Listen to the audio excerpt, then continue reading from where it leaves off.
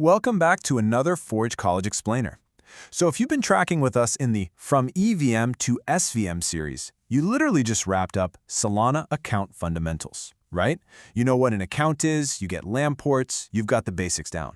But now we need to take it a step further. I am absolutely thrilled to dive into today's topic because understanding ownership and permissions, that is the ultimate key that unlocks how everything actually operates under the hood on Solana. Okay, let's get right into it. Here's the core problem we're facing. Just having an account simply isn't enough. The real million-dollar question is, who actually gets to change your account data? Now, if you're coming from Ethereum, a smart contract directly controls its own state, right? But Solana is a totally different beast. It strictly separates three distinct powers: the authority to execute code, the authority to sign a transaction, and the actual ability to mutate the bytes of data. It's a completely different paradigm, so we really need to understand exactly who has the power to do what. So, here are the blueprints for today's vault heist, so to speak. First, we'll welcome you to permission models. Second, we'll hit owner, signer, and writable flags. Third, we'll unpack the lockbox mental model. Fourth, we'll look at some real-world permission flows. And finally, we'll wrap up with the debugging checklist. All right, Section 1. Welcome to Permission Models, focusing on the core trio. Our very first concept here is the owner.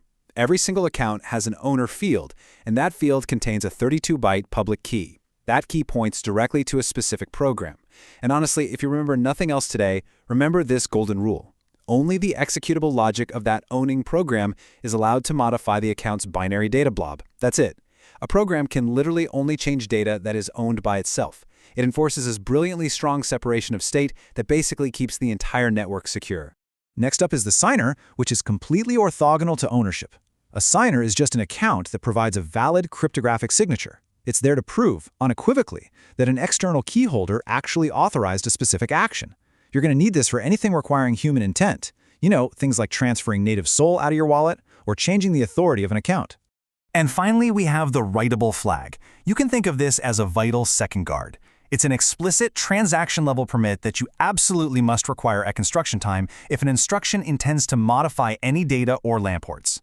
Think about it. If an account is passed in as read-only, the runtime will absolutely refuse to let the program mutate it. No exceptions. This is a massive lifesaver because it protects you from accidental or even malicious corruption during execution. Now let's put it all together.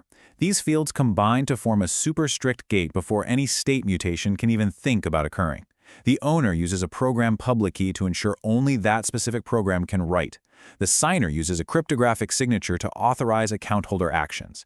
The writable flag grants transaction-specified write permission. Oh, and we also have an executable flag. That just marks accounts that contain code, which, by the way, aren't directly writable by programs. Definitely keep this slide handy. It's basically your ultimate cheat sheet. Moving right along to Section 3, the lockbox mental model, where we start visualizing these permissions. Let's use a fun physical metaphor to make this stick. Imagine every single on-chain account as a physical lockbox, storing a precious binary artifact. Now, the owner field? That's basically the design spec for the lock itself. It names the exact locksmith, which is the program, whose specific tools can open and modify the contents of that exact lockbox. Sure, other locksmiths can walk by, maybe peek through a little window to read the data, but absolutely only the owning locksmith has the right tools to alter what's inside. So where do the signer and writable flags fit in? Well, imagine the runtime verification process as a very strict, no-nonsense doorman. The signer is basically a human walking up and handing over a signed slip. If the lockbox requires human approval to withdraw value, that doorman is checking that slip. And the writable flag? That is your temporary VIP access pass, pinned right to your transaction manifest. The doorman cross-references that temporary access pass before letting the locksmith touch a single thing. No write pass? The doorman stops you cold right there on the spot, even if you brought the right locksmith. Now, this brings us to a really fascinating concept: program-derived addresses, or PDAs for short.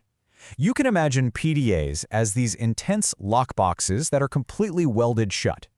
They have these specialized hinges that only the owning locksmith can open deterministically. And because the locksmith uses their own internal, deterministic logic to crack it open, you don't actually need an external signed slip from a human. It is a completely self-contained, program-controlled vault. How cool is that? All right, let's hit section 4, real-world permission flows, and put this metaphor to work. Let's actually walk through a super common scenario, a user profile update. First things first, the transaction has to include the profile account meta. Second, you absolutely must enable writable equals true. You've got to pin that VIP pass to the transaction. Third, the runtime jumps in and verifies that the executing program actually matches the profile account's owner.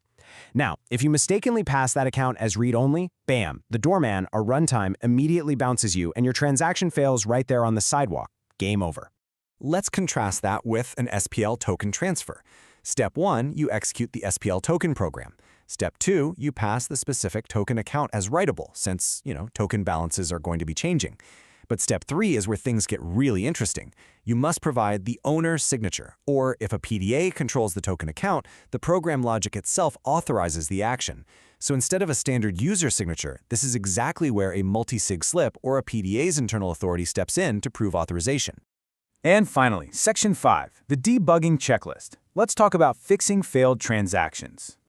Look, when a transaction fails, whatever you do, don't just guess. We have a rule of 3. There are exactly 3 specific lenses you must check to find the culprit. Lens number 1, ownership. Who owns the account? Remember, only the owning program can write. Lens number 2, writability. Is the account declared writable?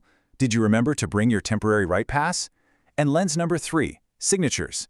Are the required signers present? Did the human or the PDA actually authorize this? And keep in mind, these passes and signatures are concurrent, tied exclusively to your current transaction. The core takeaway here is actually pretty simple. Mistakes in any of these lenses produce deterministic errors that point you exactly to the missing piece. Solana isn't out here trying to trick you. It's literally just strictly following the rules. Just think about this for a second. On Solana, security isn't some afterthought hastily bolted onto a smart contract. It is physically baked right into the architecture of every single account.